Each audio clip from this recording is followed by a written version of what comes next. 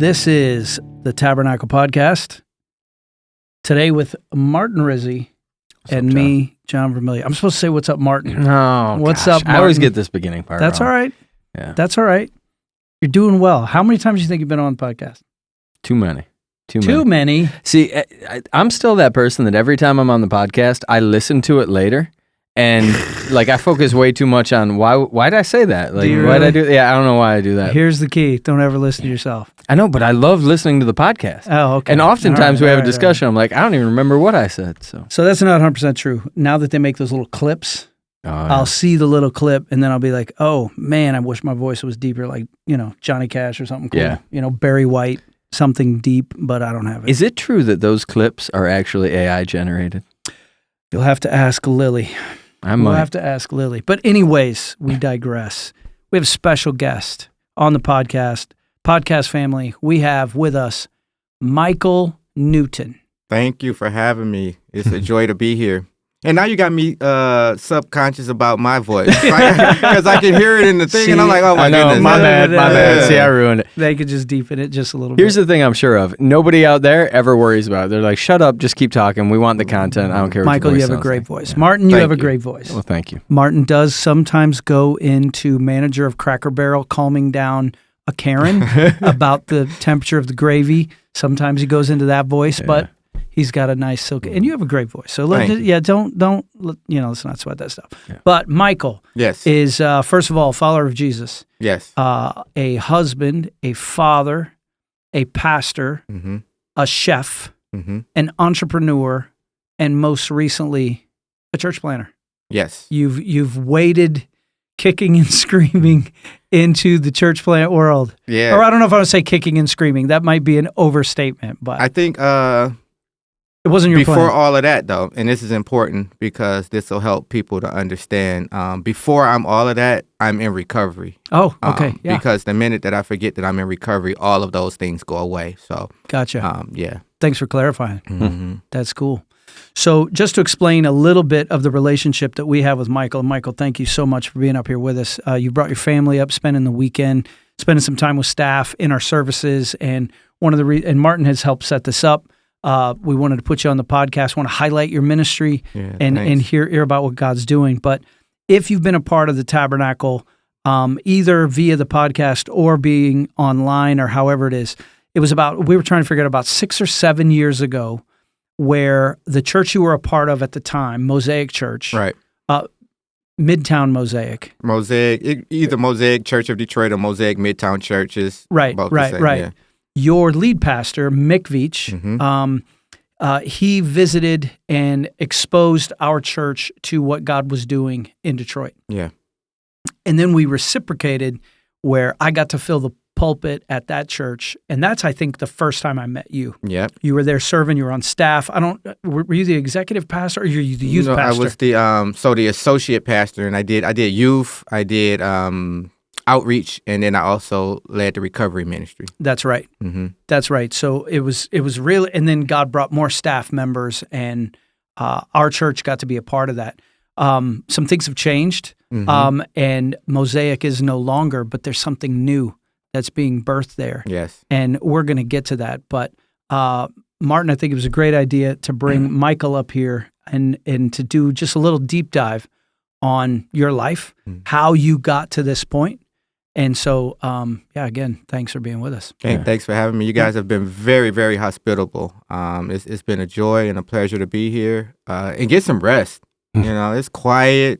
I know. Oh, it's quiet, bro. Brian was telling me, like, no, it's not that quiet. Just wait till my neighbor get home. And I don't want to say any names, but start doing a certain thing. And I'm like, nah, it's quiet, compared to how it is in the city of Detroit. So thanks for having me. No, man, it's awesome to have you here. So this has been a long time coming. I mean, you and I have been in communication for forever, it seems like. So I remember that early connection point, driving down to you guys' church, kind of that initial connection. Then I don't know what it was, but there was hey, let's connect. And then you and I started talking. I remember very early on going, oh man, this dude can probably disciple me. He can teach me some things in life. And lo and behold, in those early conversations, that's very much what happened. I apologized today. I was like, man, I feel like I have not been as good a friend as you have been.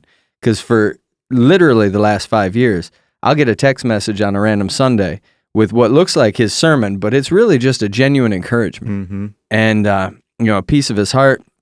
And he'll always, and then when we do catch up and he's just like, he'll remember my life and my family much better than I do because I don't have a memory. But he's just always got this Christ first focus. So it's like, all right, what are we doing here? What's our relationship? We don't know. So that's I see what this is. This is Martin going, I just want to get my bro up here. Right, yeah, I'm going to make a friend. So y'all want to hear something really funny? Yeah. It may not be really funny to you, but anyway, so I've never seen him before. Like we've met at maybe we've met at Mosaic, but a lot has happened since then. And so you didn't have a picture in your head. I had a picture in my You head. did? I did, but it wasn't what I saw. Like what'd you expect? I kind of like this young Martin Sheen type of deal. I'm like, I'll take that. And then I seen him. I'm like, oh, this is crazy. He looks nothing like I imagined. You good, I'll take it. Very handsome man. You're not going to take a young Martin Sheen, but I'll take what I got. Yeah. I like that. Martin Sheen. That's the first ever Martin Sheen reference on the Tabernacle podcast. I guarantee. And I can see where he's getting that. First name Martin, you got a little similar voice, but all of a sudden your eyes are open and you're like, all right. Well, and he meets me at a ice cream shop because, as a culinary guy, I'm like, we're going to take him to the best restaurant in town. And we head to the ice cream shop. Which one was it? What? Pizzarama. Okay. Pizza was good. Oh, here, good. Right here in Buckley? Oh, yeah. Oh, I thought you meant in Traverse City. No. Or Cadillac. We had to keep him local.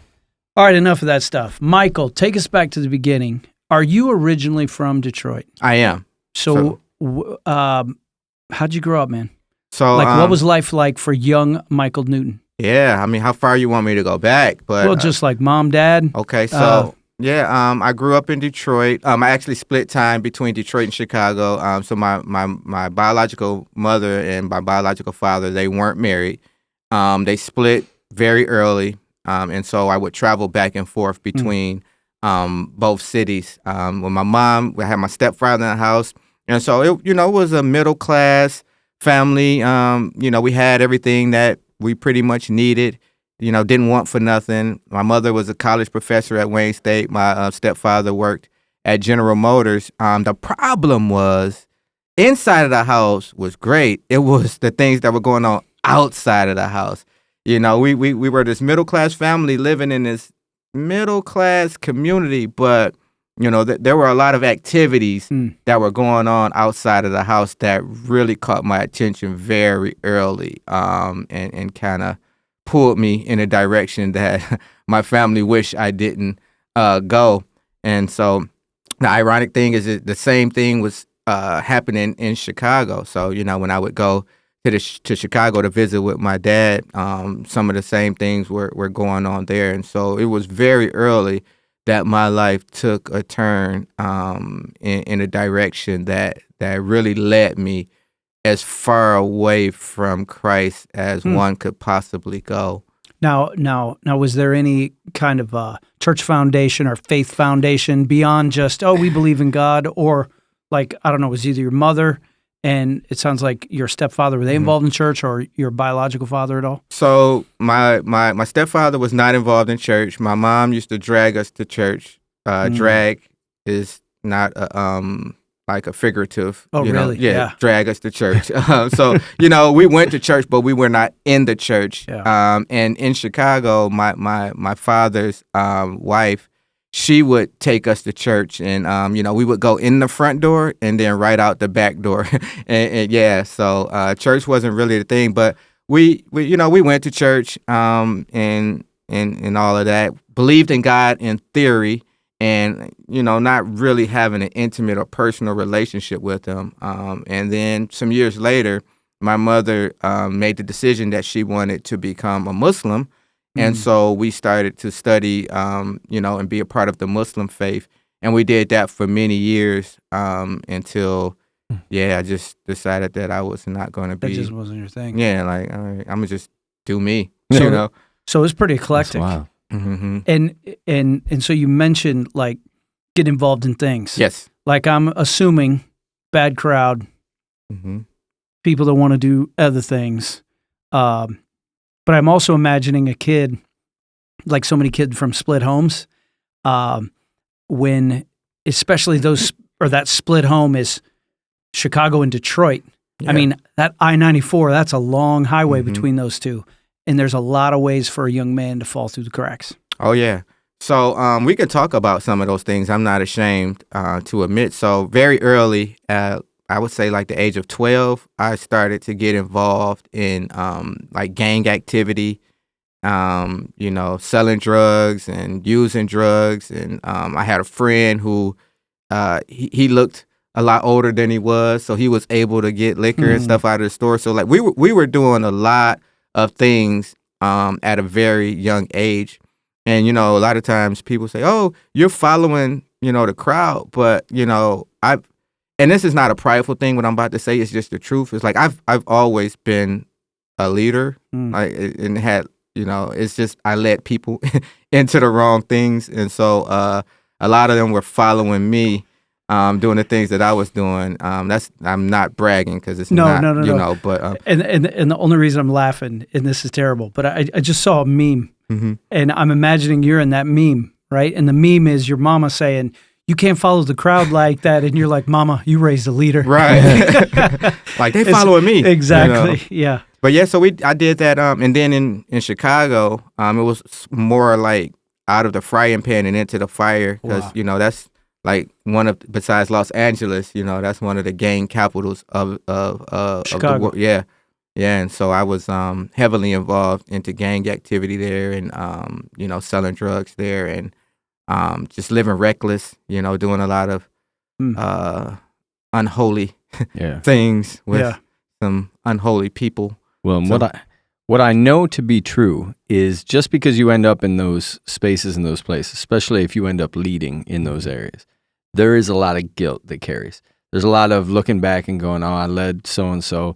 They were following. I know that kid wouldn't have got into that, but I was the one that opened that door. Yeah. And it's heavy and it hurts. But you don't end up in those positions because you're an idiot. You end up in those positions because you have some natural gifts that you misuse, right? Yeah. Because at 12 years old, to start getting into that stuff, somebody's looking at him going, all right, he's smart. He can add, he can subtract, he can use fractions, right? Because that's what the drug game is, right?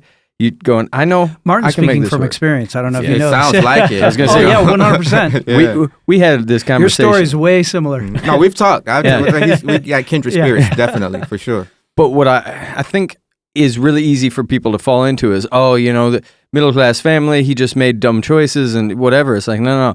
I saw a path. I chose a path. I don't know about you, but that was me. I don't ever want it to be said that like I was pigeonholed in. I didn't have a choice. Like it was all woe is him. No, I saw a really lucrative way to live my life. I saw something that I was naturally good at, and I made some stupid steps. Now, I'm not saying that's good. I'm just saying don't underestimate that because there's a quote you gave me earlier, and I don't want to steal it from you. But no, I told you could have it. I was going to say it was good because it made me realize. And if I wrote it down right, it was in the streets they call you a hustler. Yes. In business, they call you an entrepreneur. In the church, they call you apostolic. Yeah. Right? Yeah. It's like all the same. So what I know to be true now is, God gives us these unique wiring and giftings, right? Very early, right? When we're born, we have these unique wiring and giftings. And what happens is sometimes we use them to benefit ourselves. Sometimes we use them for our own personal gain. And then we turn the gift into a curse, and then God has to tap us on the shoulder and say, hold on, wait a minute. I didn't give you that for that. I gave you that to do this. Great point. And so I knew like there was no reason why I just should have naturally been gifted in hustling. Right. You know what I mean? Like I didn't go to business school, so there was no reason why I should have naturally had the wherewithal to start a business. I didn't go to seminary. You know what I mean? So there's no reason why I should have been an associate pastor and then now launching a church. But God had given me this gift, very early on. But what had to happen is it had to be molded, it had to be shaped, and then it had to be encouraged by the power of Holy Spirit in order to use it for the correct way that God gave it to me. But there was something you said, Martin. I want to go back to that because you talked about this being smart and all of that. See, like I was set up within the structure of my home. I was set up to go and do some great things. You know, like my mother went to Wayne State. She was very intelligent. My sister went to Cass Tech, which is a prestigious high school in Detroit. You know, I was on my way to doing all those things. I went to Cass Tech, but the problem was I took all of this this intelligence and street smarts and all those things that I had, and I did see a pathway, and there was something that I wanted for me that was greater than the path that they had set up, and that was the acknowledgement and the acceptability of my peers in the community. And so a lot of times what I had to do is, even though I was leading them into these different, you know, avenues and walks of life, I had to dumb down a lot of I had to dumb down a lot of things, you know, in order to fit in. And so, you know, it even though it probably was, you know, even though there was a lot of things that happened that I'm not proud of, it really set me up for something that God wanted to do. Because of the way He'd wired you at the beginning. Because of the way that He wired me at the beginning. How did that, like, so you're in this lifestyle, and like, did that last all the way through high school? That lasted from the age of 12 to the age of 40. Really? Yeah. So from high school to the age of 40. From middle school. From middle school to the age of 40. Yeah. You're just completely in this world. I'm just completely in this world. It's a gang world. It's a drug dealing world. It's a crime world. It's also a using world. You've already alluded to recovery. When did church no longer become a part of your life? Or even that, was that early on? Yeah, that was very early on. And, you know, I say this term, well, I've never been in the church. And my sister was like, what do you mean? We used to go to church. And I'm like, there's one thing to go to church, but then there's another thing to be in, to be the church. Like, I was there. I would goof around. You know, I would flirt with the girls or whatever, you know. And a lot of times, like I said, I would go in the front door and then go right out the back door, and we would go and, you know, get high, smoke some weed or whatever. So, yeah, church, you know, again, I go back to, like, I had a theory of God. I had a theory of Jesus, but never a real relationship with Him. And so church was really not a factor in my life. So was there ever a thing, like, can you remember a time, even though you're forced to go, dragged to go, like you said, and you said it beautifully, weren't even really in it, came in the front door, walked out the back. Was there ever a moment where you can remember anything that maybe got your attention? You went past it, but there was something like a song, a preacher, a person. Like, did you ever have any sense that there might be something there that you were running from it, or was it not even real to you at all? Like, was there any type of glimmer of light in those young years at all that you can remember? Not in my young. I mean, if I'm honest, maybe there was once or twice that I went to church. Fast forward into when I was about 22 with the daughter that I had from a previous relationship with her mother. You know, I went to church with her a few times. Maybe there was, but there was nothing. Was no relationship. No, there was nothing that really was like, you know what? Hold on, wait a minute. I gotta, you know, I need to take a closer look at this.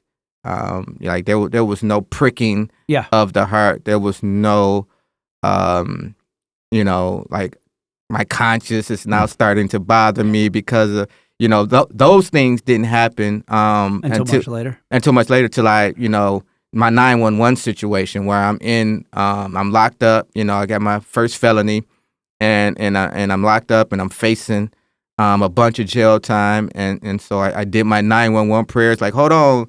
God, I, you know, if you get me out of this one, I promise you I won't do it again. Lord, please help me, you know. How old were you at that point? So I was 20. I was 25. 25 was the first time that you were ever really scared? Yeah. No, because I was facing some serious jail time, and I knew that I wasn't made for jail. I'm small in stature, fairly handsome. And I'm like, this ain't gonna work for me. I'm like, God, you can't let me go there, because And so the time that I spent, and this is important, I believe.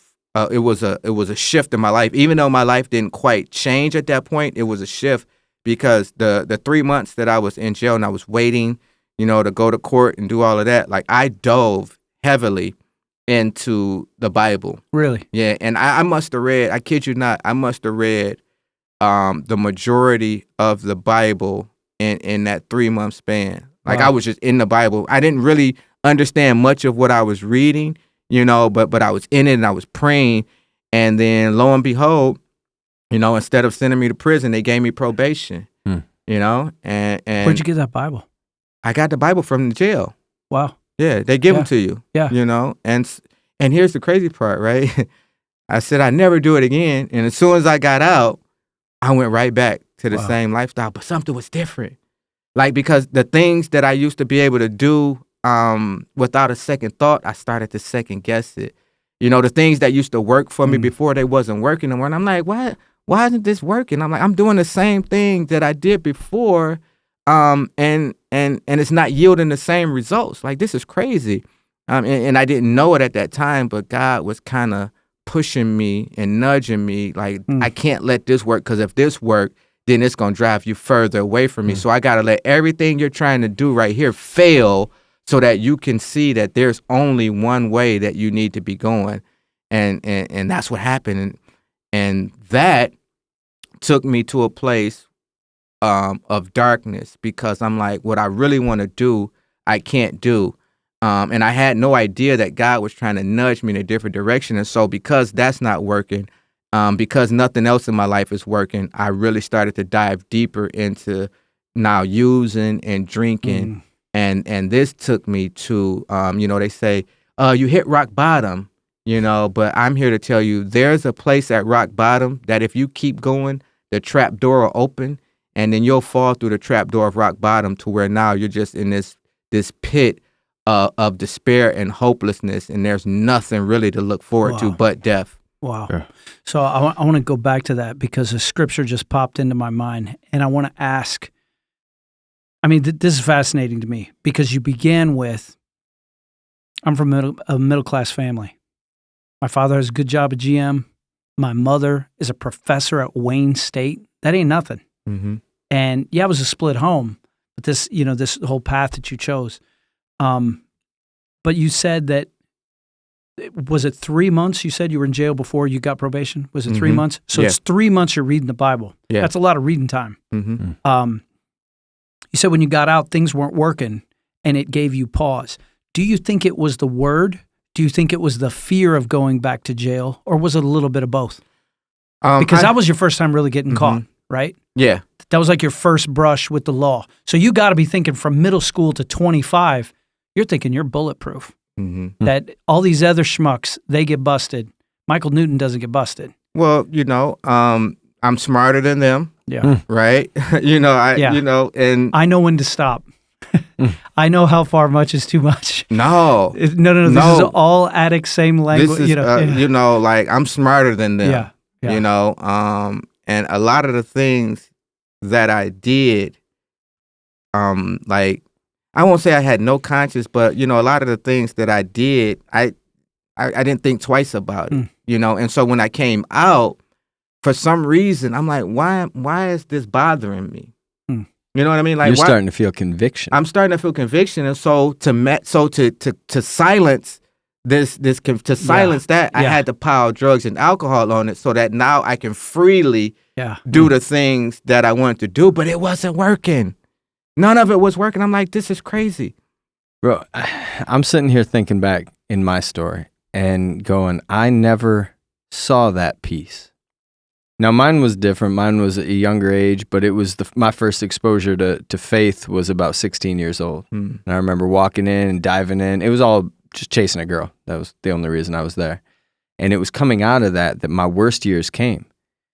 But it was the first time that I understood what this, like, idea of conviction was, this check in my spirit of something's off because I could do things before. I was the guy in our group that would I'm not a real emotional human. So it was really easy for me to... He's more emotional than he thinks he is. I like to compartmentalize things, and I just kept moving. And I was killing in school, doing everything, and then there's this moment where everything starts to fall apart. Yeah. I wonder when God does that to us. Like it's a small steer, right? It's just starting to refocus our lives. But guys like you and me that think, well, you said it, you know, I'm just smarter than the rest of them. I was pretty convinced I was too. He's like, yeah, but you're not that smart.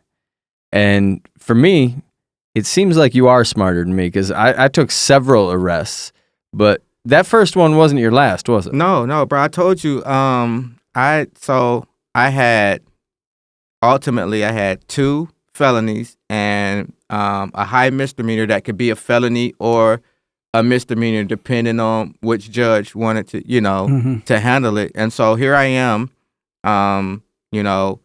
after having this first encounter, saying I'll never do it again. I come out and I start doing everything again. Then I get busted again, and I'm like, oh my goodness, here I go again, back in front of the judge, and I'm 911. Lord, please, if you let me get out of this one, I promise you, I won't do it again. And I built for this, and so and I reverted. So then something clicked. I said, hold on, wait a minute. I remember the last time I dove into and so same thing. Right, I got my Bible. I'm spending my time in here waiting.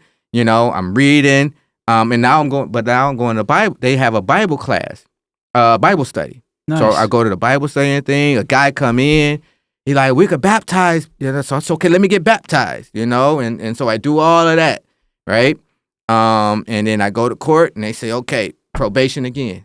Wow, right? It's like a good luck charm. Yeah. And so what do?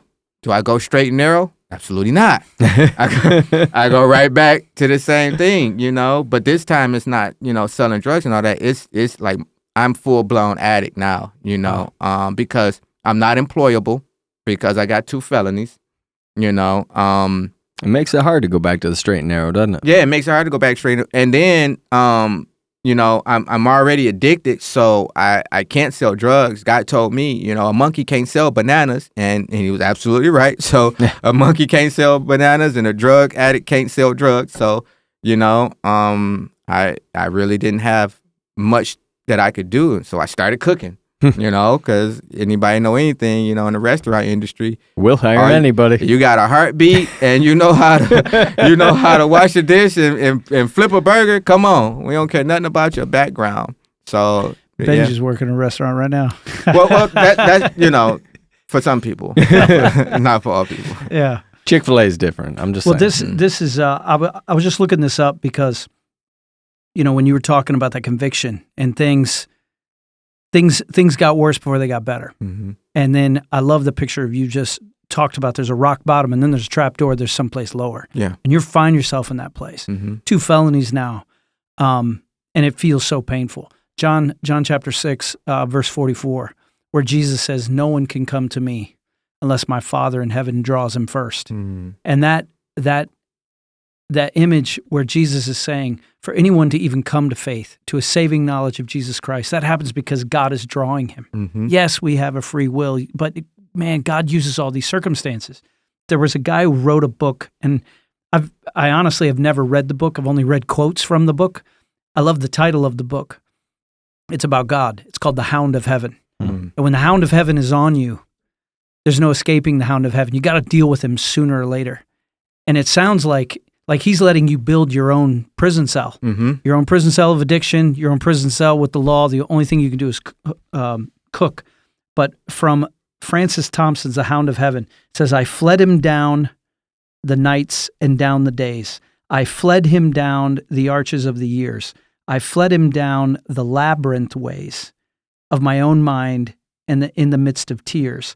I hid from him and under running laughter. So the whole thing is, it's poetry. Yeah. Sorry, Martin, it's poetry. I get you. But it's that you can flee all you want, but you end up not just at rock bottom, but below rock bottom.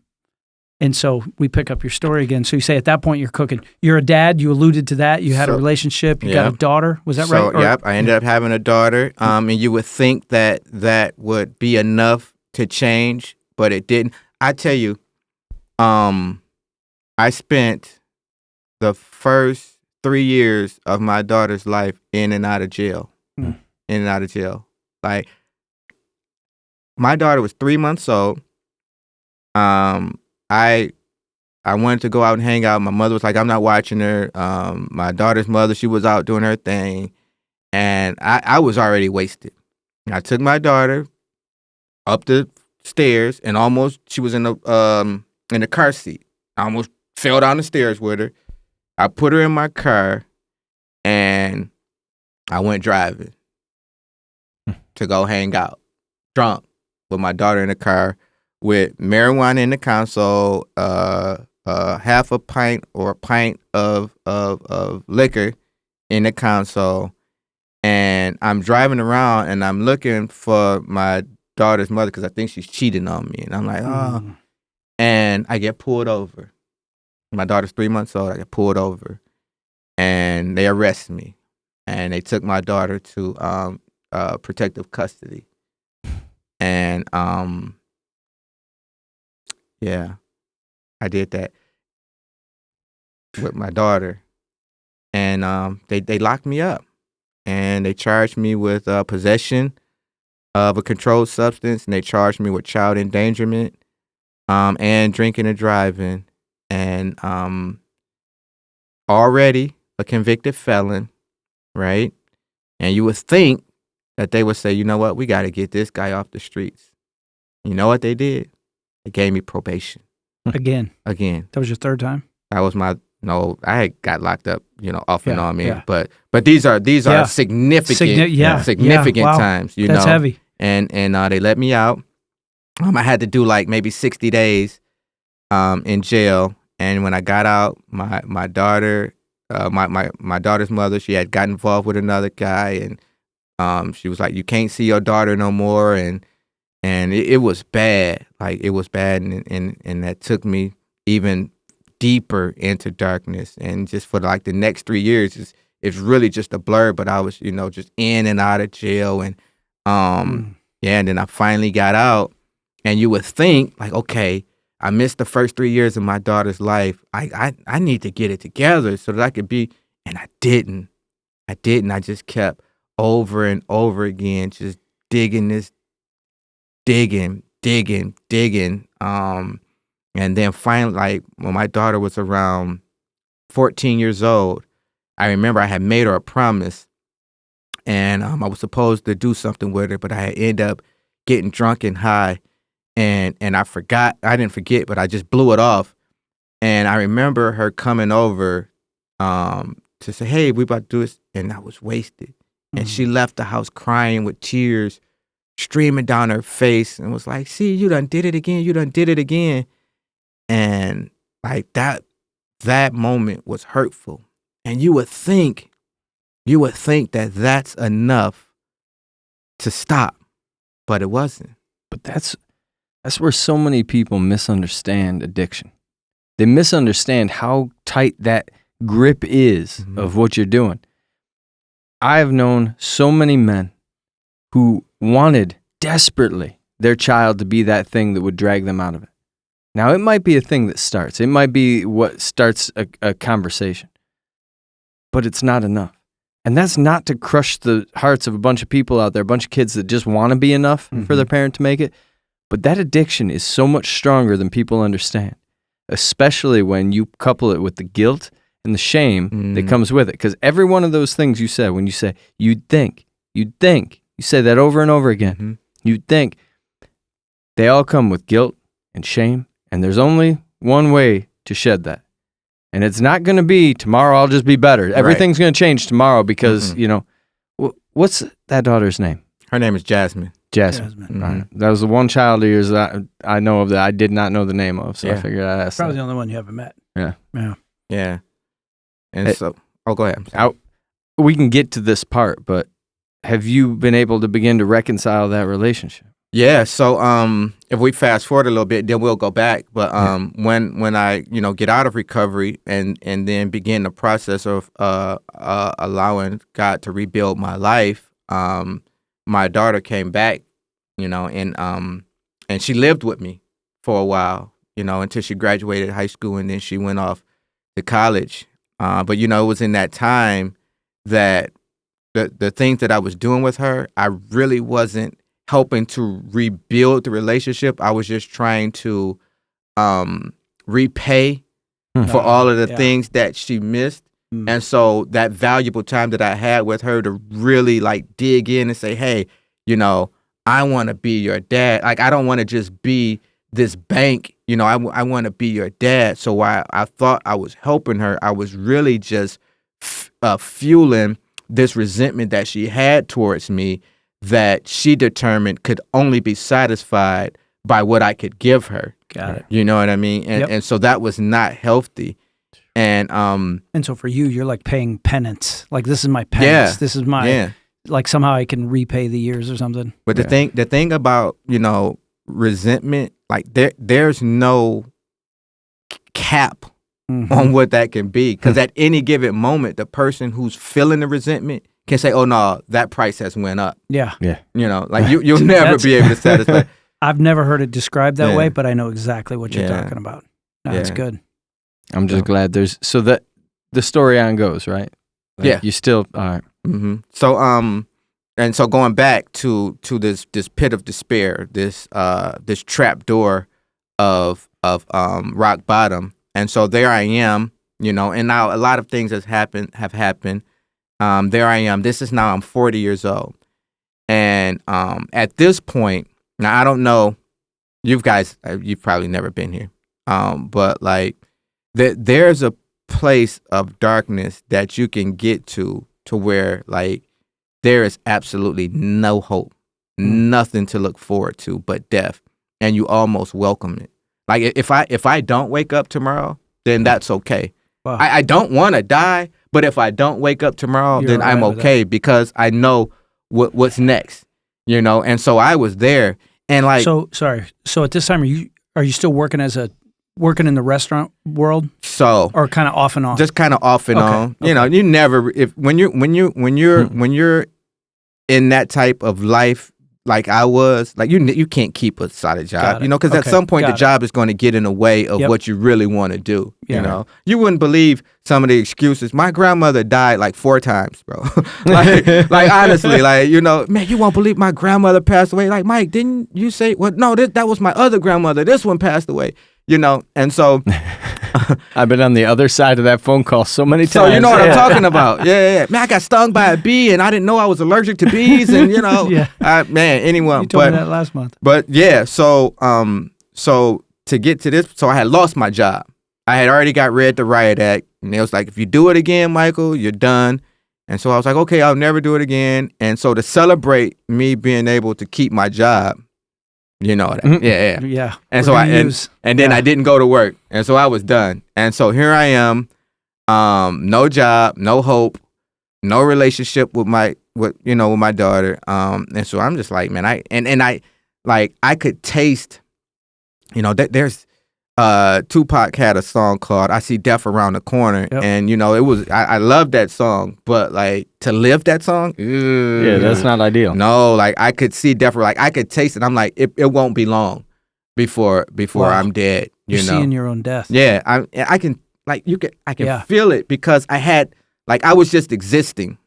Like I wasn't living. I was just existing. Like it was just this numb existence for me. And so here I am. I'm 40 years old, and this is the pivotal moment in my life. I'm with you. Yeah. And so I'm 40 years old. It's December 29th, my mother's birthday. We're doing a little something for her birthday, and I get like absolutely wasted. I fall down the stairs and bust my face up. And then, I find myself blacked out on my mother's couch, like half naked, face bloody. And then all of a sudden, like I feel like a rub on my foot, and it's my sister. And she like, get up, come on, we going to get you some help. And I'm like, okay. And so we're in the car, and she's taking me to my 7th rehab, and she's telling me the story. She's like, I don't even know how I got over here. She was like, I was heading in a totally different way, and when I looked up, I was in our mother's driveway. She's like, I wasn't even coming over here. Now, in hindsight, I know how she got there. Holy Spirit drove her there. But at the time, she didn't know. No, she didn't know. I didn't know either. Mm-hmm. And so she took me into the rehab, and I went through the detox. And you would think, there it goes again. You would think, you would think that. And so 3 days later, I get out of the detox and I go right back. But I remember I had prayed this prayer. I prayed this prayer. I said, God, if this job doesn't if these people don't let me keep my job, then I'll go and I'll get some help, And so the 3 days later, when I got out of the detox and I started drinking and stuff again, my stepfather was like, come on, it's time to go. And so I went. They had one, it was in the middle of winter. It was, in winter, January the 2nd. I'll never forget, January the 2nd. Now, in Detroit, the rehab centers are always full in the winter. Right? Yeah. With homeless people, with people who are struggling from addiction. So getting a bed in a rehab center is next to impossible. They had one bed left. One bed left. And I got that bed. And I went into the treatment facility. And the sad thing is, I didn't even go in for recovery. I went in to find out how I could become a successful addict. Like, I wanted to find out how I can continue to do the things that I like to do without suffering the consequences. Because I was okay with the drinking, and it was the consequences that I didn't like. It was the irresponsibility that I didn't like. It was the broken hearts that I didn't like. Like, if I could be responsible, if I could be high functioning. Like, how do I be a high functioning drunk? I would have never ever stopped. And so God had to take that away from me and leave me with absolutely nowhere to turn but to him. That's the beauty. It's ugly, but that's the beauty of the grace and the love of Christ that finds you in this pit of despair. Because even though you're in the pit, you have nowhere else to turn. There's no one else that can reach down far enough to grab you out of the pit of despair but Jesus Christ. And it was there in that pit of despair that Jesus Christ met me, pulled me out of this sinking muck and mire and destruction of my life, and rescued me from myself. Not just rescuing me from the drugs. And now he had to rescue me from myself. And after about 3 weeks in the rehab of going through these scenarios of how I could be this successful addict, this high functioning addict, I finally just surrendered and was like, you know what? There's no way. And I said, you know what? God, you saved me. My life is yours. Do with me. It was a very dangerous prayer.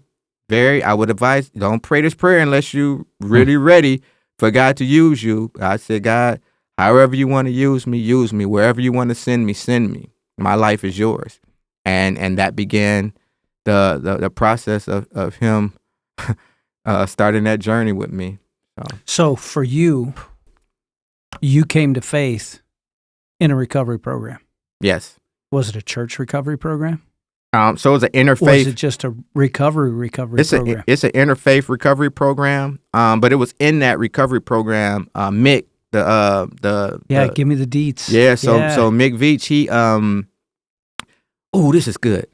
Anyway, no, this is good. Yeah, Mick Veach was doing a recovery class there called Capture Your Purpose.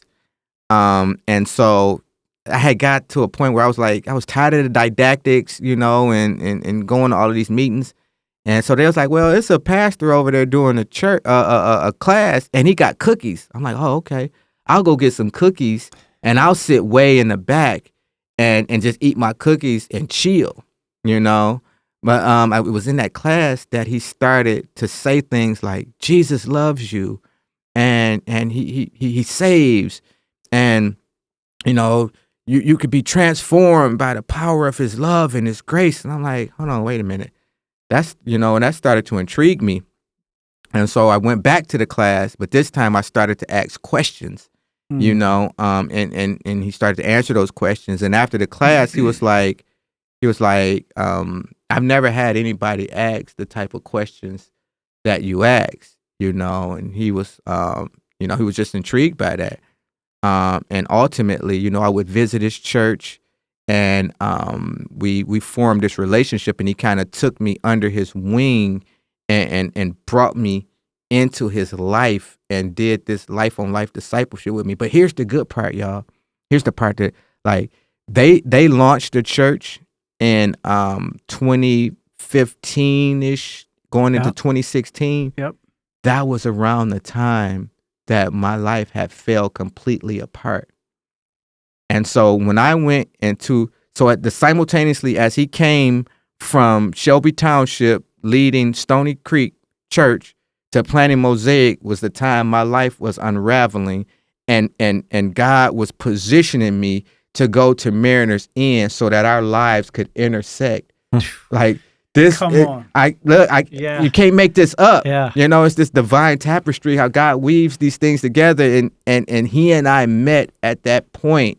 And I would like to say the rest is history, but God is still writing this story. That was just the beginning. Yeah, that was just the beginning. And so Mick, he took me under his wing, and he started to do this life on life discipleship with me. And he showed me like what it looked like to be a person of faith, even with all of the things that we deal with and we struggle with. And I learned that, everything that he was preaching on stage, because he welcomed me into his life, that he was actually living. So now I started to trust him. I started to trust him, and I started to believe him, because I'm like, he's not just talking this, he's talking the talk, but he's walking the walk as well. And over my life, I had built up this wall so people couldn't get close enough to really hurt me. But my relationship with Mick, and it started to deteriorate and crumble this wall. And when this wall fell, the relationship that I had with him pointed me towards a relationship with Christ. And now there was nothing in the way of Christ entering my heart. And so when we were talking, and I was, Romans 10:9-10, you can confess with your mouth. That's right. But then you got to believe in your heart. Well, if you got a wall or a casing over your heart, then you don't get to that point. That's right. And so you need a person to walk that journey with you, and to show you, like, this is what it looks like to believe in your heart, and then that's when the power of, I'm not ashamed of the gospel, right? Because it is the power of God unto salvation. That's when the power of salvation becomes a reality for our lives. Then we get to experience this transformation. Like if we, that's the beauty of discipleship. That's the beauty of people who are willing to walk that walk with you, man. And I think that's what a lot of people are missing is, because we can come into these places, these rehabs and stuff. We just say the prayer of salvation. I've been to 6 rehabs. Repeat after me. Yeah, say these words. Yeah, repeat really after me. And I've been 6 rehabs. Right. And I've said that prayer 6 times, and nothing changed. Nothing changed, and I went back to my same way of life, my same way of doing things, and then the 7th time. The number of completion. Keep doing it on the 7th time. It'll work. But here we are, man, and but he had to show me, but I had to be a willing participant as well. So I love how you articulate that, because you leave no room for misunderstanding. This was not Mick, but Mick was used, and this was not some magical prayer. This was not, it happened to be the 7th time. This was, God has led you through a path. He is redeeming. He is orchestrating this tapestry all along the way. And he uses Mick in a huge way. Like, I can see how this man is your spiritual father, how he is impactful in your world. But that relationship, as you said, led you into a relationship with Christ. So often, somewhere in there gets to be a misunderstanding, a confusion. It's either this man becomes my Christ, or there is no man. I want to lead you in the prayer. Repeat after me. By the way, good luck with this. Yeah. Christianity's hard. Figure it out. Right? That's what we see. And it's why, like, I'm so passionate about seeing men in the life of other men choosing to walk alongside. I mean, here at the Tabernacle, I've seen it in all kinds of ways and all kinds of shapes and all kinds of forms. But this is something totally different. This is a dude just happens to be in the rehab center with you. Yeah. You just happen to ask some of the questions. Now, yeah, you had to be a willing participant, but you asked some questions. So now you and Mick get into this relationship, and he's discipling you. He's walking you through this. But there's a lot of other pieces of this puzzle, right? He's also just starting a church. Yeah. And how far is Mosaic? Like, you get out of here, is this convenient? Is this right down the road? Like, so yeah, Mosaic was maybe 3 minutes away from the rehab center. And what they would do is they had 2 buses, and they would come pick us up and bus us in, on Bible study days or on church days, and we would come in, and like there was like 3 layers of greeters. They greet you outside, they greet you in the foyer, they greet you inside of the sanctuary. And like I had never experienced that kind of love from people that I like, from people that I knew, but let alone people that I don't know, that I didn't know. I remember one time I walked. This was my second time going to the church, because the first time I went to the church, I was going looking for girls. There wasn't no girls there. I was like, okay, I might not be going back there. I visited another church, and for some reason it was just loud, and I'm like, I don't, so I was like, okay, I'll go back. And so I went back, guys, man, and I tell you, this is no exact. When I walked through that door this second time, there was like something had lifted off of me. Like I could feel this weight lifted off of me, and it was. I was in that service. I cried. Like I was on this lady's lap I didn't even know, just bawling, man. Like, but I could feel like it was in that moment. It was in that moment that I knew that I was saved. Like I knew that God had forgiven me for everything that I had done. And praise God. It was a feeling unlike anything I had ever felt before. Yeah. That happened at Mosaic. So you're fully invested. How long after that until Mick's? Because we love Mick. Mm-hmm. I know Mick. I've known Mick 30 years, I think. Yeah, going way back to when he was first raising money to go be a missionary in Azerbaijan. Yeah. My wife and I are raising money to go do sports ministry.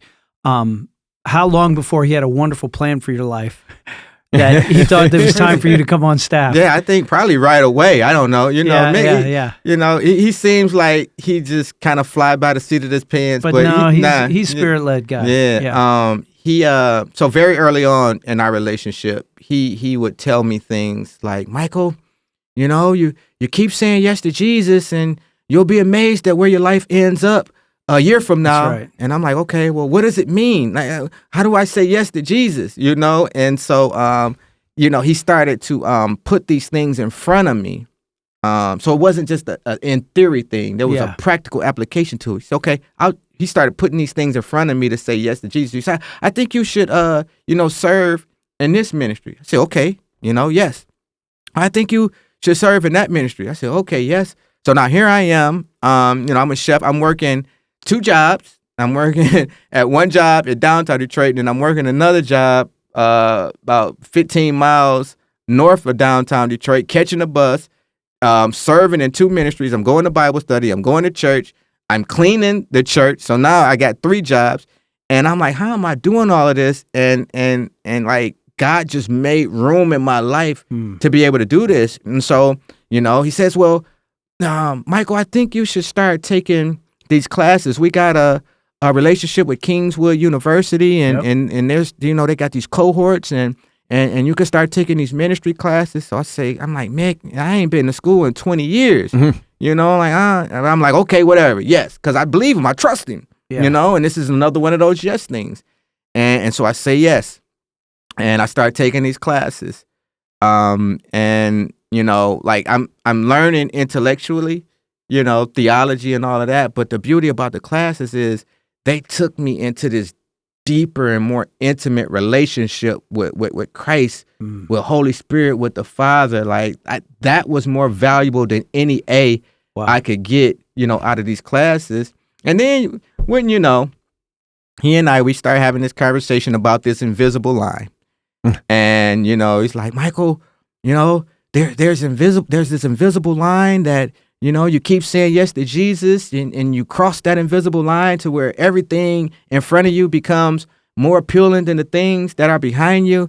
And then a couple of months later, this church comes to visit, and they come to visit and this guy, they're giving out T-shirts, but then they're giving out these things. Yeah. And so this guy gave me this thing and he was like, this is a representation of this line that you cross with Jesus. And I say, now how would... Like, but that's confirmation, and so when I knew I had crossed that line, all bets were off then. I'm like, God, I'm completely sold out. And so I started, I finished the classes, became, a licensed minister in the Wesleyan Church. And Mick says, Mike, how much are you making, at those jobs? And so I tell him, I said, why? He said, oh, we'll talk about it later, and a couple weeks go by and then he's like, Michael, we're thinking about bringing you on as the assistant pastor of this church, And at this time I was sitting on a board and I was part of the search team looking for this assistant pastor. And then that's when I was telling you, like, when we were speaking out there, like, I will never be a youth pastor, right? And so he says, Mike, I want you to go home and I want you to pray, about it. And I said, well, okay, well, how much does this role pay? And then he told me how much it paid. I said, oh, okay, yeah, I'll go home and pray about it, right? And so because it was his jobs. Yeah. And so I go home and, kind of quasi-pray about it, but not really. And so I come back a week later and he says, so Michael, did you pray? And I said, yeah, I ain't really hear nothing. He said, okay, man, well, we need an answer, because we got to fill this role. And so I'm in the basement, the church, and I'm cleaning the church, and it wasn't an audible thing. It was this deposit that God had made in my spirit, and I knew it was of God because it was nothing that I would have ever thought. He said, Michael, those jobs, and at this time I had started my catering business and was in the process of about to move it into a food truck. He said, Michael, those jobs and that business will never give you the opportunity to make what I'm giving you an opportunity to make. And that's a difference in my kingdom. I was like, whoa. And so I went upstairs with snot and tears in my eyes. And I was like, yeah, I'll take the position. And so that's when I came on staff at Mosaic as the assistant pastor. Youth pastor, something I said I would never do. Did everything. And the outreach pastor, and then I took over the recovery ministry and kind of tailored it for the for the context of the people that we were ministering to. Yeah, so that's wild. Where did the wife come in? Oh, the wife came in. This was a bittersweet thing. So 9 months after I accepted the role, Mick, he pulls me. He says, God has called me to go and pastor KCC, Kentwood Community Church. That's right, down in Grand Rapids. Yeah, in Grand Rapids. And I'm like, what? He's like, yeah, now, and I don't know if I told you this, but I already suffered from abandonment issues. Yeah. And he's your spiritual father. Yeah, and he's my spiritual father. And you done roped me into this position. I was doing fine. But, he's like, God is calling me. And so, I was like, all right, I didn't like it, it was hurtful, but, I'm like, I believe that God called you, even though I don't agree, it's not for me, but, he went. And, there was a team that came from KCC to do some outreach stuff with me. And one of the ladies was like, Mike, you should, because they knew I was single and, they knew I was looking for a wife for a number of reasons. This is a family program. But, that was the smoothest I've ever heard that. Yeah.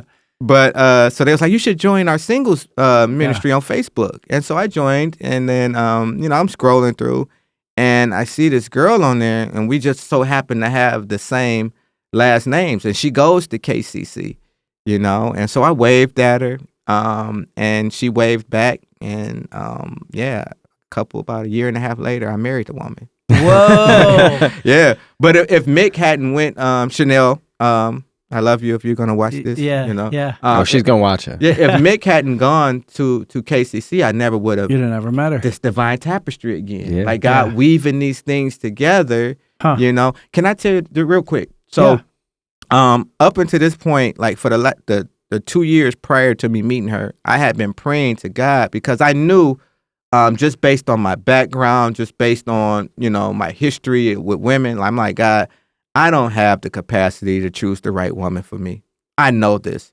And so I'm like, if you want me to have a wife, then you're going to have to send her to me, you know? And I was praying this prayer over and over again. Fast forward, I meet her, and I remember praying that prayer, and God was like, stop asking me for it and start thanking me for it. And that's when I knew that Chanel was the one. And I told her, I said, I'm going to marry you, you know? And that's awesome.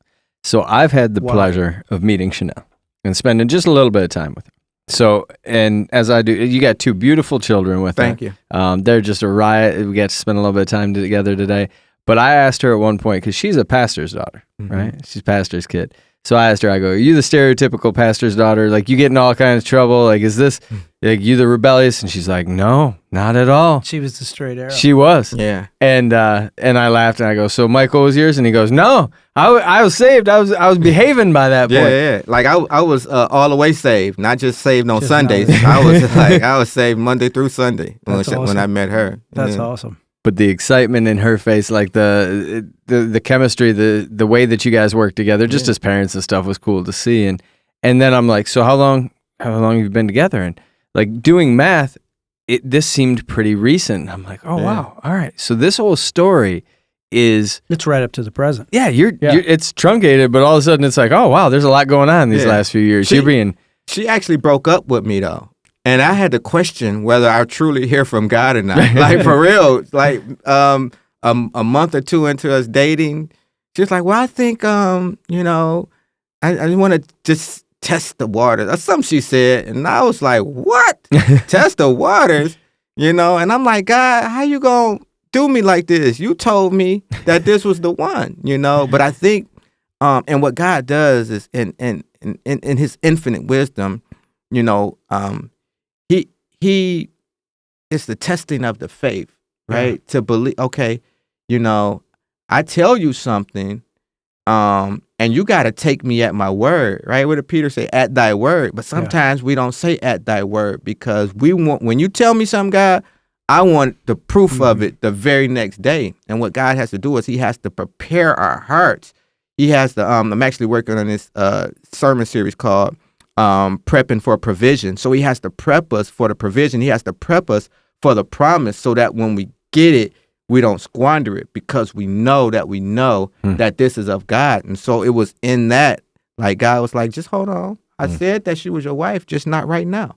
You know, just wait. Just keep being faithful. Keep trusting me. And then like a month or so later, she was like, you know what? You know, I think you're the one. And I was like, like now you figured it out. Right. I was like, okay, God, I'm sorry. I believe. Believe. Yeah.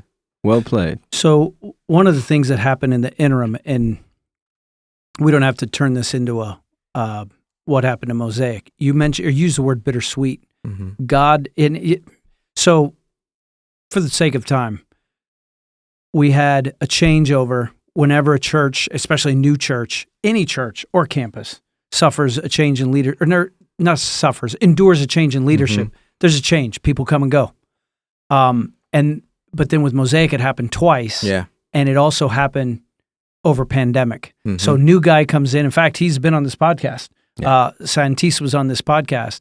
And then God moves him to another place. In the midst of all of that, Mosaic as a church, you guys had to sell your building. And then we see it start to go away. And that, I imagine, had to be a bittersweet, or maybe not sweet, but a bitter pill to swallow, like difficult to face. It was extremely difficult. The most difficult part is, even in all of that, and this is not a shot at anybody. It's the Holy Spirit had left long before we had ended up phasing out. And like I knew that. Like I would come in and I'm like, it's not the same. It's not the same, and the pandemic and it just crippled us to a point where people didn't even want to be there. Mm-hmm. You know what I mean? Yeah.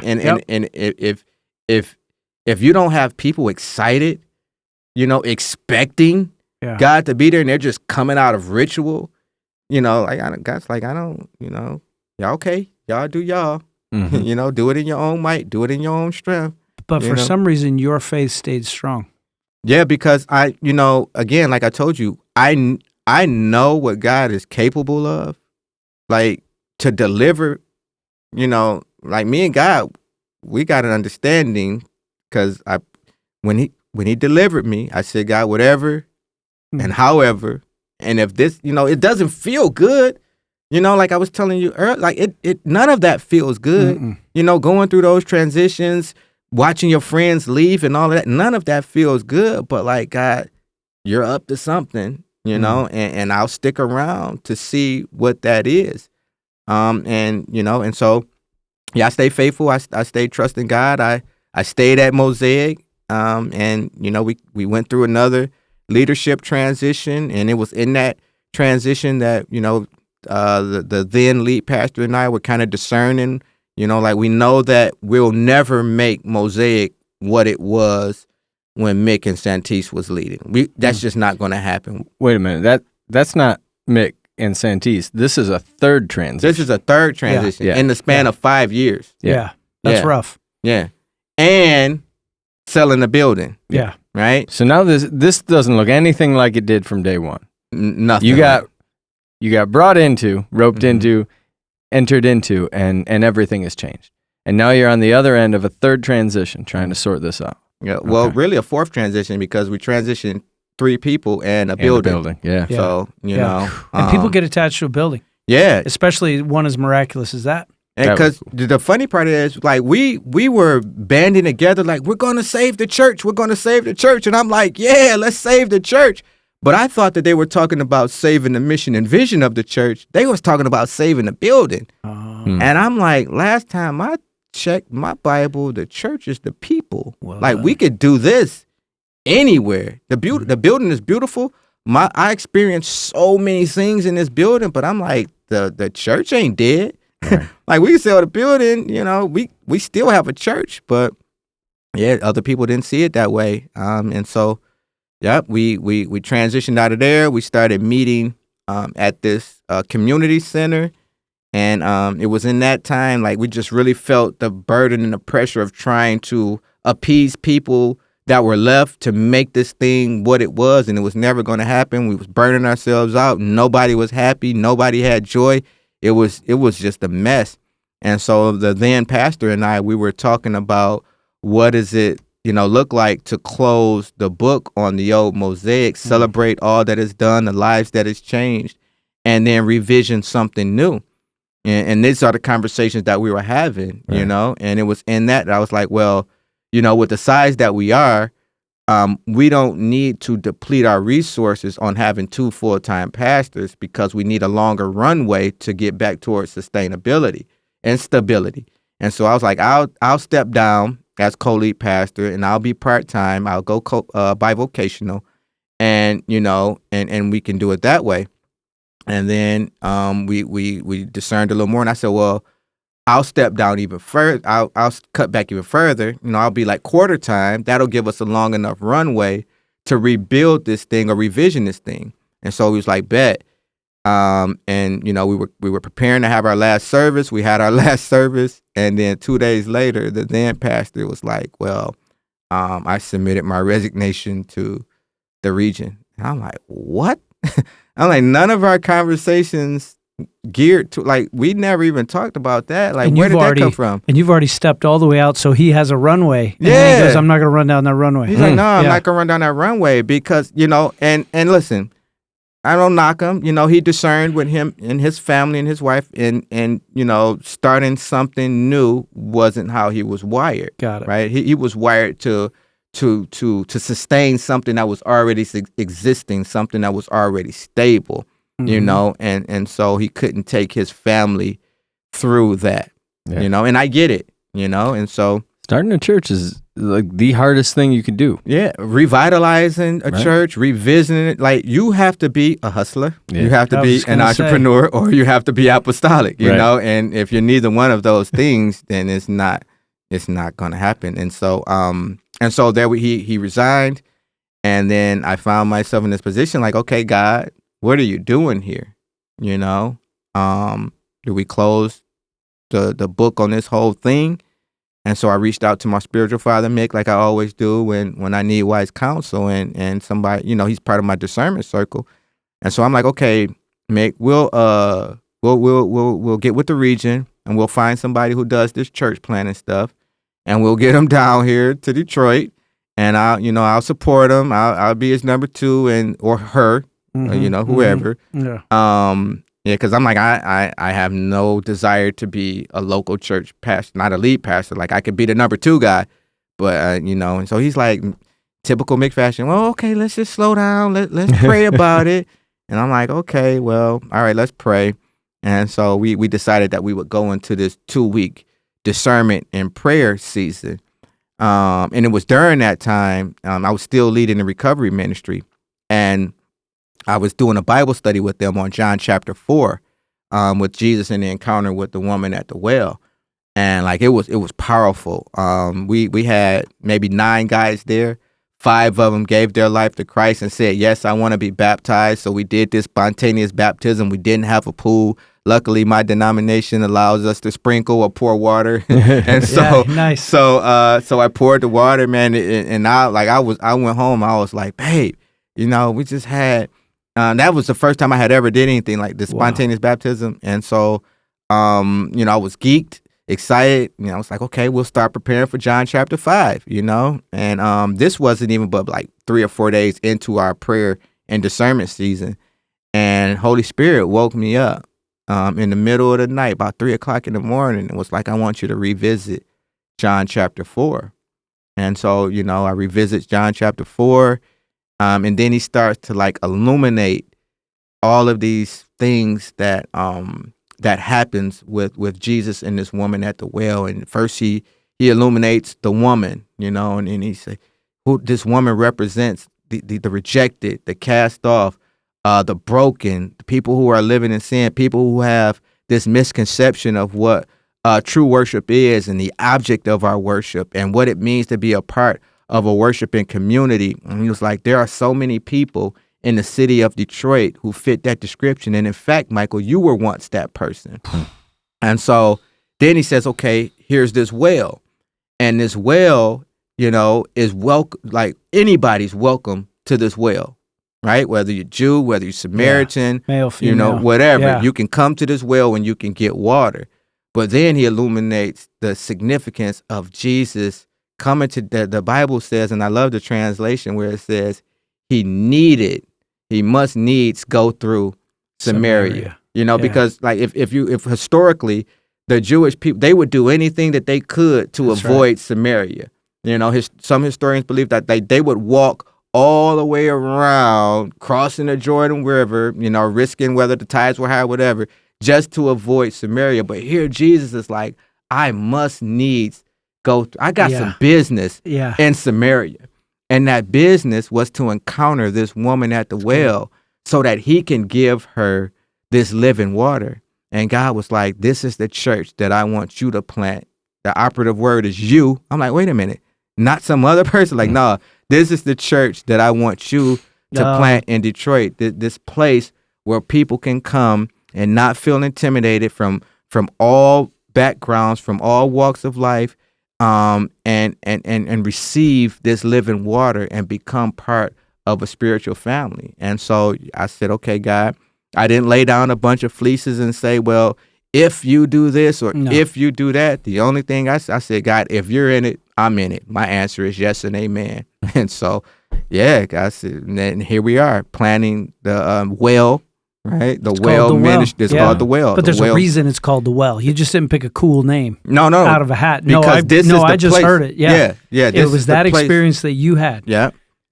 Where he's illuminating those scriptures to you, and that's a beautiful you get an A on expositing that scripture right there. There's a sermon. There's a whole series. Have fun with that, bro. Yeah, I did it. Oh, I know. I did. Oh, I can see it. You'll do it again. That's going to be the DNA in the well. Yeah, I preached like 5 messages to kind of cast the vision for our church just on John chapter 4. But yeah. So beautiful. I'm fascinated by this because God has brought you through your history, your past, your life, and all this transitional change. And I'm going to level with you. Anybody that hadn't gone through the 40 years that you went through gives up somewhere along those 4 transitions. Maybe I'm overstating it. But after Mick leaves, spiritual mentor is gone, I got abandonment issues, after Santise is done, after the other guy steps away, after all this and the building sold, it's really, really easy to go, you know what, I know how to make money. Mm-hmm. I'm going to go back and do what I know. Peter did it, right? I'm going to go back and go fishing. I'm going to go back and cook burgers. I'm going to do what I do. And all the time. Everybody's hustling. Yeah. But all the time, you've got a ministry that's called The Main Ingredient, right? You got a food truck and catering ministry.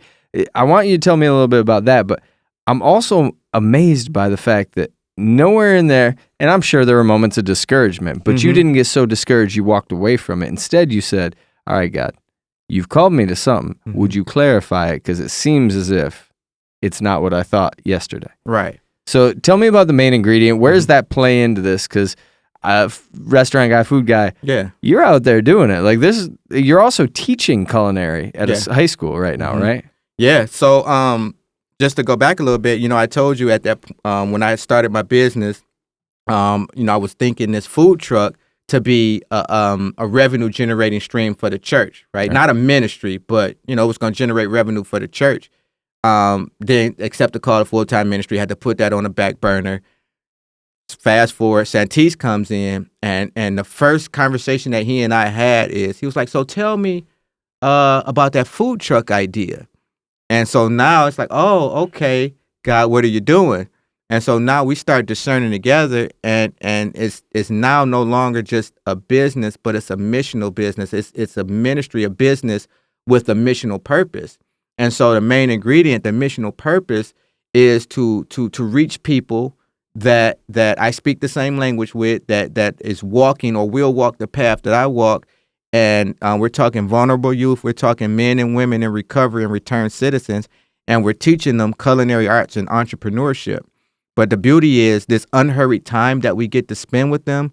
We get to do this incarnational discipleship, and we get to show them the same way I was shown, right? This life on life, we get to show them how to be people of faith, how to live their faith, and then ultimately how to share their faith.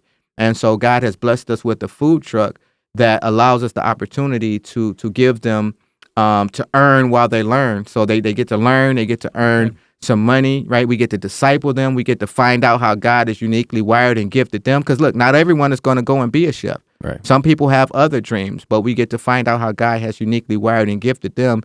And we get to resource that, and we get to send them out to multiply, right? Because here's the deal, and I'll tell you, if you get a person on fire for Christ, right? Like, it's impossible for them to do anything and Christ not be at the center of it. That's right. Amen. You know what I mean? Like, and you get an addict, a recovering addict on fire for Christ, you better look out. I'm telling you, and that same drive, that same after that I had for that other stuff, I just applied it to this. Yeah. And so it doesn't matter whether we got a building, we don't got a building, whether we got a critical mass or we don't have a critical mass.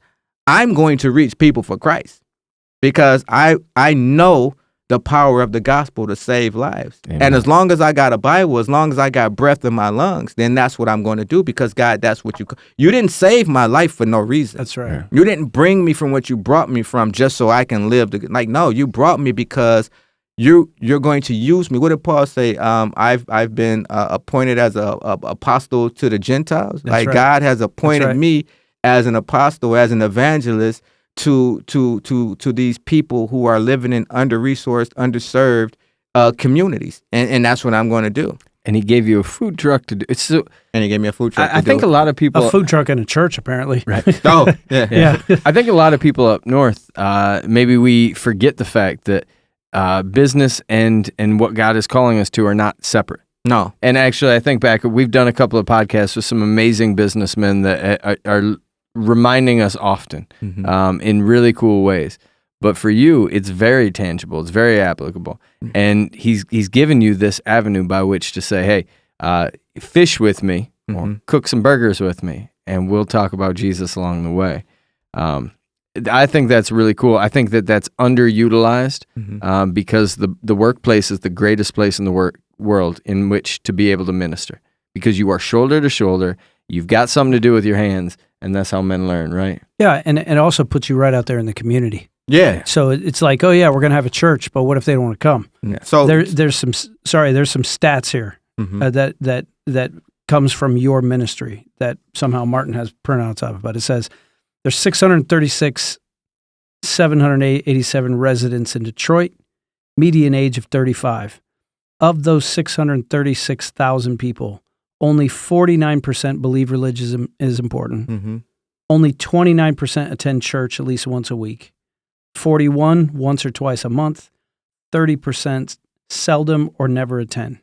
In addition to that, the average income is only $54,000 for a family of four. And there are 193,000 people living below the poverty level. Yeah. And so it's a needy place. Yeah. It's a part of our state. But you're telling me that's where God's called you. That's what God's called me. And here's the thing. The vision that we have for the Well Ministries is to go into these under-resourced communities, these underserved communities, and to invest in spiritual and economic growth. Right now we know that we won't. Well, maybe we will. God can do anything, but like this economical impact is not. It may not explode to where you know what I mean. Yeah. But like the people that we're reaching, they have so many things that they're dealing with, so many needs. So, like, how am I going to feed these kids tomorrow? How am I going to get them boots when winter comes? Like, how am I going to pay this light bill? How am I, you know what I mean? Right. And so, faced with all of that, it's very difficult to go right in and start trying to preach the gospel to them and get them to come to church. Hey, just give your life to Jesus and all that other stuff. Right. Yeah. And so we're not doing prosperity gospel here. No, you know, and so understanding that, we're like, hey, we have to meet the spiritual needs of these people, but we must also help to meet some of the economical needs that they have. Right. And so the missional business has to be a part of what we do. Like we have to give them tangible things to help them to rebuild their lives in that respect. And this is what it does. So now as we come and we build these relationships with them and we start to establish these missional businesses, that the indigenous people in the community will come, they'll learn financial literacy, they'll learn how to run and operate these businesses. It generates revenue for them, their families, and for the community. But then we also get an opportunity to start telling them about Jesus. We get an opportunity to invite them to be a part of our spiritual family. So now here's what's happening. Not only are they being discipled in the workplace, they're now being discipled in the church. They're being discipled in the places where they live, work, play, learn, and worship. And so you have this circle, this cycle of discipleship, right? And it builds, and then it expands and expands and expands. And then this is how we carve out into that number of the people who are experiencing poverty. Because guess what? It's not just economic poverty that they're experiencing. Right. It's spiritual poverty. Yeah. It's crazy. If only Jesus would have thought to meet physical needs so that he could then meet sarcasm, spiritual. Martin. Yeah, I'm hoping that people That's catch sarcasm. Yeah. I mean, this was how Jesus did his ministry. He walked around the countryside. He's like, hey, you're hurting, you're broken. Let me help with that. Oh, by the way, here's the truth. Here's the living water. You know, he met them at the well, but he acknowledged that there was a physical need. I love that you're doing this. I really genuinely do. I want to ask just a couple of questions for clarification, because you call this the Well Ministries, but this is also a church. So this is a connection point between the idea of an economic connection point, businesses in the community, but it's also a church. It is all these pieces, right? So right now you don't have a physical location. Correct. But from what we were talking about earlier, there is at least an idea of a physical location. In fact, when we were over touring our food pantry, you were like, hey, there's actually this other building that might even work for this. So you got ideas on that. Mm-hmm. But where do you think, like, help us understand where you are today and what it looks like to take a next step so that our family out here can start considering what it looks like to be able to be. I mean, maybe there's somebody that got a heart for Detroit that just wants to see this. Maybe there are people in Detroit that will even hear this. I think I know what you're asking, but okay. Martin does ask really intricate questions. Mm-hmm. Yeah. So translate for me. Is the well meeting right now, or are you about to get ready? No, so we're meeting right now. So nice. A friend of mine, he has a hub, a community space where he allows his church meets there, and then he has like 3 other churches that meet there. Nice. And so he allows us to meet. And the funny part is when we were meeting at the community center over in the other area, they came to us and it was like, well, one of our own that works for us is planning a church, and we're going to have to let them use this space to do their church. And so we're like, what, you're kicking us out? By another church plan. Yeah. And so and one of our members was like, I believe that God is going to provide us a space before we have to leave. And like a month before, my friend came to me and said, hey, man, I hear you, you're doing this church plan thing. Say whatever you need. And I was like, well, right now, I don't want to talk about the needs, because what I decided to do was I decided to take our core group of people and say, we're going to go through a season of praying and fasting before we even think about our needs. Because if we don't, then we'll start getting distracted by all the things that we believe that we need. And we'll start trying to force those things instead of hearing from God. Because we need to know, right, through this prayer and discernment, what is of us, right? What is it that we want to do and we want God to join us, right? Like, what is of the enemy? What is he telling us that we think we need to do that's really far away from what God wants to do? And what is of God? What is God really calling us to do, right? Because that's what God is going to bless, what he's calling us to do. And so we went through this time of prayer and fasting, and now we're in a season, we're meeting, but we're unifying, getting on one accord, so that we can live out the mission and vision that God has given us for this church. And in that, there's a building that my father-in-law introduced me to that we're looking at, but there's another building right around the corner that I believe would be a better fit for us, because not only does it have a place where we can worship, but there's a building attached to it, like your pantry, where I believe that'll help us to do some of our financial literacy training and coaching. That'll help us to launch this missional business that I have an idea for that will generate some economic growth for the community and give opportunities for people for employment. And it's called the Good News Cafe.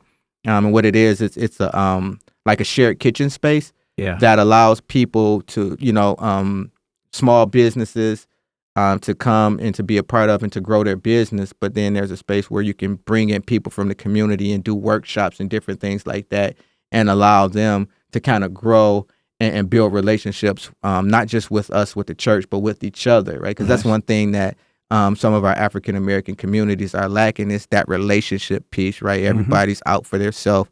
And so I truly believe that that God is going, in his timing, is going to provide that.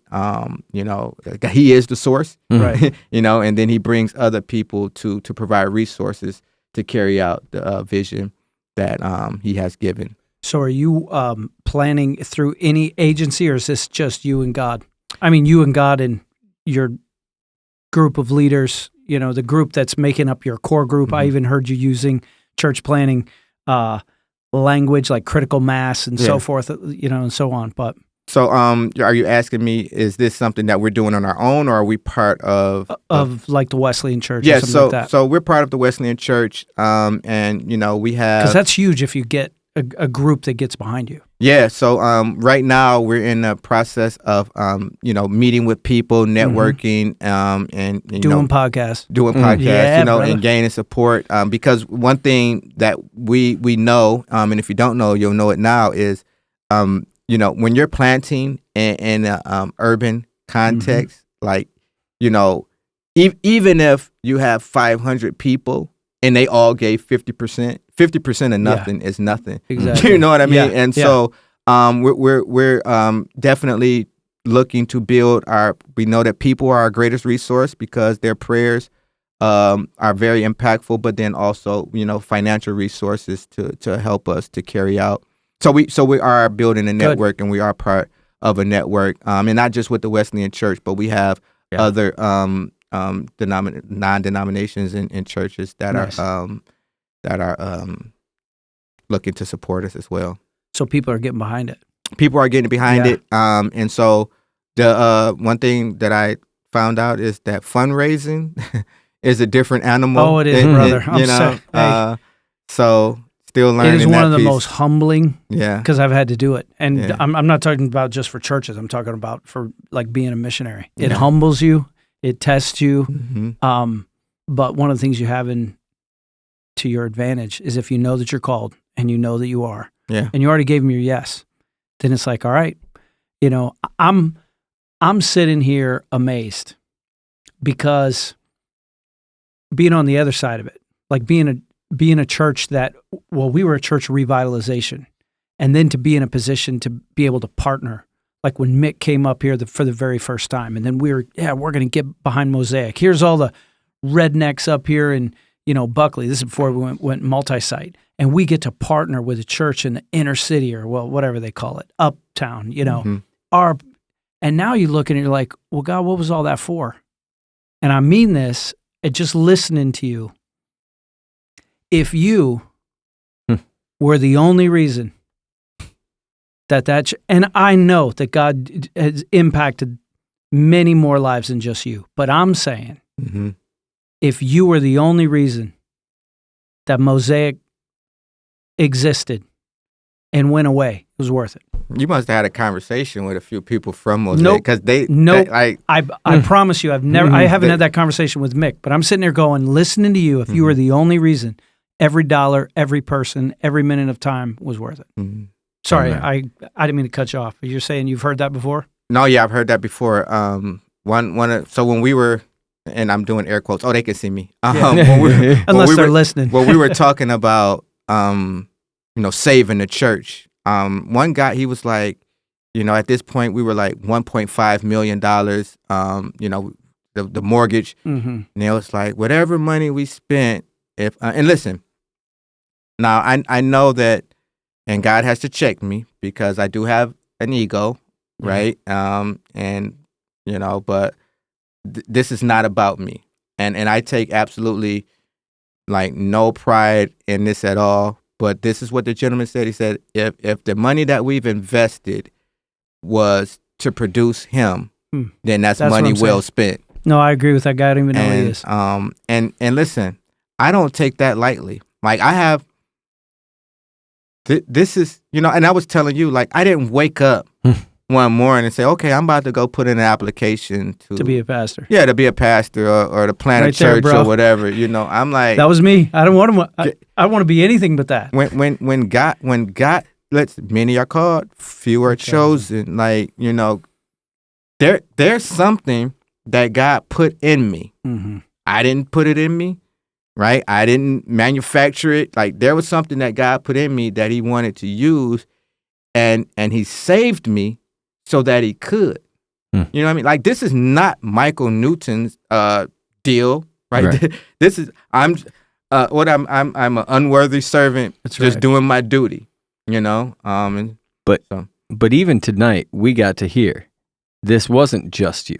Mm-hmm. I mean, from your life, your reconciled relationship with your first daughter, to Daliso, got to get that right, Imani.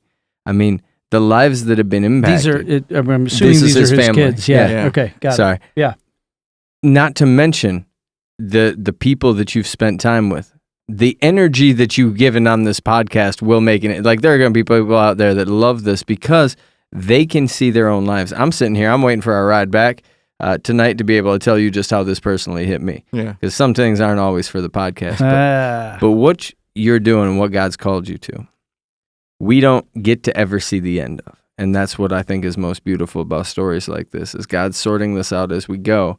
And I'm just looking forward to see what it looks like. But I want to invite you to unabashedly say, hey, this is where we're going. This is what we need. Because we do have a group of people that are out there listening. They're like, all right, cool. There was a $1.5 million building at one point. But what is, as you guys are praying and discerning, what is the next need? Do you need us? I mean, we're going to be praying with you. Yeah. But people that are thinking about, hey, I just want to know more about the well. Yeah. So if immediate needs, and I won't even say that it's immediate, but here's where we are in our next steps. So we're looking at a building, and we need to raise, $60,000 annually over the next 3 years. Now we have some people who have come and partnered with us, and so we'll take a look at those numbers and see where we are. But in order to get the building, in order to bring on a few people to help, because I can't do this by myself. We can't do this alone. So we'll need to raise $60,000 annually over the next 3 years. And it's in year 3 that we'll launch the Good News Cafe that kind of help to the offset. further expression of the vision. Yes, and it'll help to generate a revenue stream to offset the type, because again, like I say, even if we do, and let me share this with you, and then you can cut my mic off. I don't know. No, we have no, we're not going. But I was in Houston about a year ago, and this pastor, it was part of the exponential cohort, and he was like, there's essentially, so you have your two types of churches, right? You have incarnational and you have missional, right? The incarnational is come and see, ends up being a mega church, big church, and they do good things, right? They give, they have impacts, and they're a big church, but they may have small footprints in the community. But then you have, these missional churches, which are, smaller churches, maybe 50 to 100 people, but they have these large footprints in the community and surrounding areas. The deal is, we don't get to choose which one we be. Oh, that's good. We don't get to choose. We allow God to form us into what He wants us to be. And so, just based off of what I'm seeing right now, I believe that God has called us to be this missional church, because guess what? Many of the people that we'll reach with the gospel, they'll probably never grace the pews of a church. Right? And so we're going to have to be missional. We're going to have to go to them. We're going to have to disciple them in place. We're going to have to do all of those things in place. But, we'll have a larger footprint. And even with those, even if they gave, like I said, 50%, it's a big tithe. Yeah. And here's the deal. On average, most people in those communities like that, they typically give more than 10%, 15% or whatever, but 15% of nothing is nothing. And so we know that in addition to the tithes, in addition to the support that God allows us to raise, and the people who feel compelled to support this ministry, like the missional business aspect is going to have to be huge, because it'll create a revenue generating stream.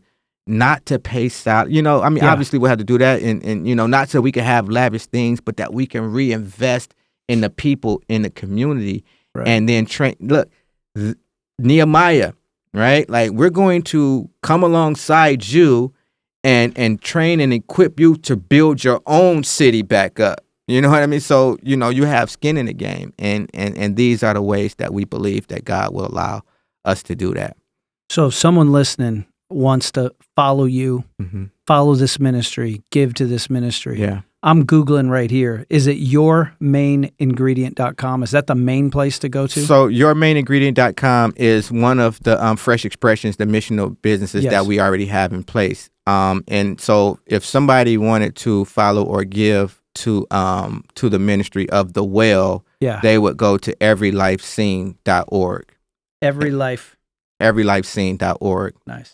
And the page right now is under revitalization. Okay, so I won't go to it yet. No, you could go to it. Okay. So it everylifescene.org. Yeah, everylifescene.org. I'm pretty sure we can put that in the show notes. We can put them both out. in. Yeah. Michael, what you were just saying reminded me of a passage that I read to our congregation last week. It was 2 Corinthians 9, and it says, the point is this: the person who sows sparingly will also reap sparingly, and the person who sows generously will also reap generously. Each person should do as he has decided in his own heart, not reluctantly or out of compulsion, since God loves a cheerful giver. That's the part we normally read in church. But it's the next sentence that in context made the most sense for me as you were just talking. It says, and God is able to make every grace overflow to you. Sounds kind of like prosperity gospel, like, all right, God's going to give you all this stuff because you sowed sparingly. But then it says, so that in every way, always having everything you need, you may excel in every good work. Mm-hmm. God's telling us, listen, you've got to be generous. He calls us all to be generous. Those folks in that community that give more than, so that the church, the people, his church, his kingdom has everything it needs to do the work that he's calling us to. Sounds like he's called you to a big work.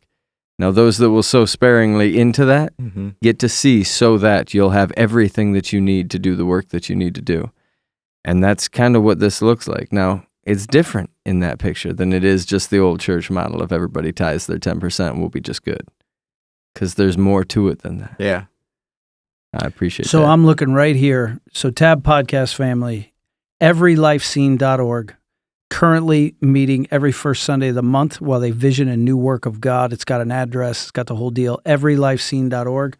I assume we can follow right there. There's a link to there's stay up to date and sign up for email blasts. They can do that. They can follow on YouTube as well. So they can't follow on YouTube right now. So we're revitalizing our website so that it stay tuned. Stay tuned. Yeah, but if you want to keep up to date, because eventually that website will have more communications and things like that. But and look, and I'm just saying this to be saying it. I'm not soliciting anything, but if a person wanted to give to that, that's the website that you would go to give, because there's a give link that's tied directly. That's on the everylifescene.org. Everylifescene.org. Got it. And that is to the Well Church that God's leading you to plant. Mm-hmm. Currently, 1550 Taylor Street, Detroit, Michigan. But we don't know where we're going to be. So, and it's just a beautiful place of trust. No, this is, so, I think I was telling you this. So, my father-in-law, a little over 8 months ago, he was like, he knew we were looking for a building. He was like, Michael, there's this building, over on 8 Mile in Wyoming, that you guys can get. Well, the problem was that area is where I grew up, and I did most of my destructive, and a lot of people, I'm like, no, we good over on that. Well, fast forward like about 3 or 4 months ago, we're revisiting this conversation. He's like, that building became available again, and I'm like, nah, But my daughter, so she was going to a daycare, and I had to ride past my old neighborhood in this building every single day. And one day, I kid you not, I rode past that building, and God just broke my heart for the community. And he said, this is where the church is going to be. This is where the church is going to be, because the same place that you used to deal and do dope is now you're going to go back and preach hope, right? And I'm like, oh my goodness, this is crazy. And so to confirm that, I was having a conversation with the guy named Nick Boring, who comes along, church planners. And, I was telling him this story, and I was like, but I don't know, because, the passage of scripture, a prophet is without, honor in his hometown. But he was like, yeah, okay, but what about the scripture where God, he heals the man, I think it's the Gennesaret man who, breaks the chains and all of that. And he's like, Jesus, I want to go with you. And he's like, nah, you got to go back to your city and show them what I've done, so that they could believe it's possible for you, paraphrase, Yeah. And so God has called us to go into that community, and to plant this church in that community. And so that'll be Michael, That's just another sermon in your series. Because one of my favorite parts of the story of the woman at the well is a revival began in Samaria, because the woman who came to the well at the middle of the day to avoid everybody else went back into the city saying, come and meet a man who told me everything I ever did. In the heat of the day. Yeah. After walking a mile and a half to go and get water, left her water pail. Yeah. Right. So excited, so on fire. Yeah. But it was to those people who knew everything about her. Who had rejected her, who had cast her off. And it said many, he stayed for days there, and many people believed. They were some of the first believers. Yeah. So I don't know. That's not a prophetic word. I'm just saying it sounds like him. It sounds like him. That's becoming a new hashtag for another podcast, but it sounds like him. It sounds like something he'd do. Yeah. It's similar to how I got here. So that's awesome. Thanks, man. Thank you. This has been really good. I look forward to a long friendship. Yeah. You have this look in your eye like you're up to something, Martin. You know I am. Martin is up to something. So Martin invited me to come back and stay longer. And I'm open to that. I was like, next time we'll put you up in Traverse City. It's color tour time, so you can't find a hotel in Traverse. Oh, yeah, that's the worst time. Yeah. That's the worst time. Martin, you got anything else? No, man, thank you. What is the number one way that people that do pray could pray for you right now? Is it for provision? Is it for something different? Like how do we pray for the ministry? And then second, how do we pray for your family? So as a church planner, right, you would think that pray for provision, but my Bible tells me where God has given vision, he has also made provision. And so my prayer that I would ask people to be praying is that God would build our lives, the community, and the church to his specifications, and that he will allow us and reveal our role in this building process. He's been asked that question, but that was good. That was good. That was well done. Well, again, thank you. Thanks for coming out on a Saturday night. Me. Absolutely. And maybe we'll get to see some of you tomorrow, or you might be going to Cadillac. We're not sure. There's no pressure either way, but we appreciate you coming up here. It's a good thing you did before the snowflake. But Ben, you got anything for us? You got any questions? You good? Thanks for being back in that chair. Yeah. It's been a minute since I've been in a podcast with Benjamin doing that work right over there. So we appreciate you. And Martin, thank you so much for setting this up. Yeah. And Tabernacle family, if you'll please share this with somebody that might resonate with a part of Michael's story. Share it with somebody that may not resonate with the story, but needs to hear the story. They may have a total different upbringing, totally different city. It might be rural, but they need to resonate with something in that story. Where God has given vision, he also, how did you say that? Where God gives vision, he's also given provision. See, I got to learn how to do that little jingo stuff. That's, you know who's good at that? Britain. Yeah. Britain started this podcast, and then he went to Oklahoma, the redneck. But that's why I have detachment issues. Exactly. That is why. So please share it on Facebook. And until next time, Tab family, this is Martin, Michael, Benjamin, John. We're signing off.